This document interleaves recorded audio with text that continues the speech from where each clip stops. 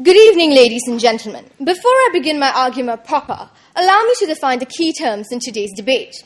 GST is a broad-based consumption tax levied on imported goods, as well as nearly all supplies of goods and services. As of 1st July 2007, GST in Singapore stands at 7%. Essential goods are items such as food staples, rice, vegetables, meat, water, and electricity that cannot be done without. Things that must be had for the preservation, sustainability, and reasonable enjoyment of life. Having said that, I shall now outline the Ministry of Finance policy. We propose a temporary reduction of GST on essential goods. By temporary, we mean that the GST will be lowered until Singapore rides out the current economic recession. The length of implementation will be determined by the MOF's own projections, which predicts the recession will last an approximate 2 years. Also, we will issue detailed guidelines as to which goods fall under the category of essential goods to ensure a clearer facilitation and implementation of our policy. The proposed reduction would be to a level at which middle and lower middle class consumers' real income does not change and their spending patterns remain the same. The yardsticks to calculate the following would be the Retail Scales Index and the Monthly Digest of the Statistics of Singapore. Currently, analysis points towards a reduction of 3.5% on the GST. Our policy will help the masses better, but will also better aid the sandwich class especially, which is a segment of the population in the lower middle class, the segment of the population that is in limbo, the segment of the population that is currently not receiving targeted aid because they do not qualify and still continue to face financial strains. Therefore, we say that our policy will better target the needs of the entire populace of Singapore. Now, on to my clarifications.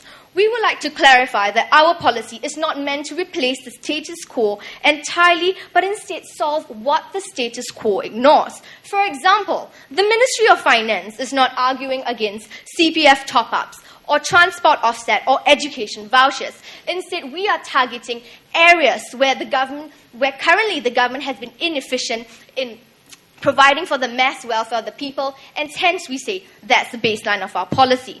Now, on to our case divide. As first speaker, I will be elaborating on how our policy is more efficient than the status quo, and secondly, on the point of economic resilience. My deputy will further expand on how our policy is more cost efficient. Now, allow me to walk you through my substantive.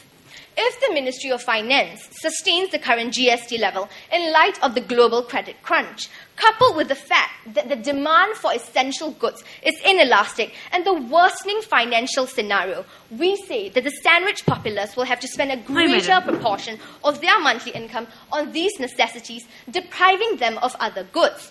We also say that under the status quo, tax rebates are given out to families as a way to help them cope with the current economic recession. However, we say that our policy more directly targets the needy, curbing any form of conspicuous consumption that may result from these tax rebates. When a lump sum is handed out, ladies and gentlemen, consumers have the choice to spend the money impulsively on superfluities. In fact, people in the CDCs have to be told to not spend the tax rebate monies on plasma TV screens. And this is what we're talking about. Such forms of spending must be curbed by the government to ensure that our citizens stay afloat during the economic fire and brimstone. Hence, we say that a GST cut is a more efficient method of doing so because we ensure that it is channeled towards their consumption of essential goods to ensure they effectively ride out the economic recession. Now, we also say that a cut in GST is specific to all family needs because it doesn't go under a generalized, uniform basis. It doesn't go along the basis of an average family. For we understand that not every family falls under the category of an average income family. Under the status quo, needy families have vouchers. They have grants given out to them. However, such a form of aid is inefficient and short-term, given that the economic downturn is not likely to ease anytime soon.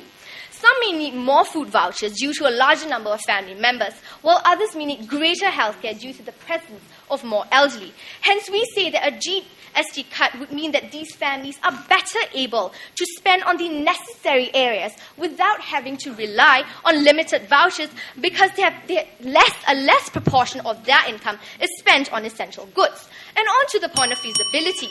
We, the MOF, have sufficient finances to allow a cut in the GST due to an unprecedented 2.7 billion surplus in taxes last year. Therefore, we say that a responsible government with a surplus from taxes last year will not continue a 7% tax on its people, especially during a time where finances is a great strain on the populace. Therefore, we say, ladies and gentlemen, a GST cut is essential during these times. Thank you.